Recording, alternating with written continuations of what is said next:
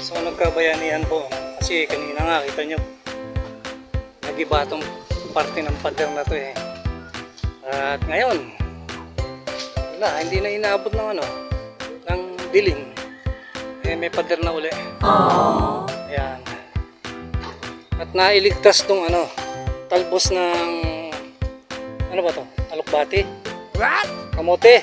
Naku, marami sa Marilaki nito. Kamote. Ayan. Hilahin mo lang na hilahin yan para ka lang makanta ng lupang hinirang. Okay.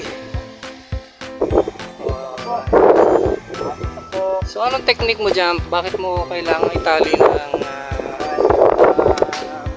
Basta ng lahat. yan, mga ilang beses yan? Ilang ikot? Para matibay. Mga 5. Hindi pwedeng 4 lang? Hindi. Nailan lang siya eh. Okay, so sukat siya sa 5, no? Pag 5 matibay talaga. Diyos! Nakikita nyo naman, ha? Hindi lang sa pamimingwit ng isda ginagamit ang tansi. Ayan, ginagamit din yan sa pagbakod.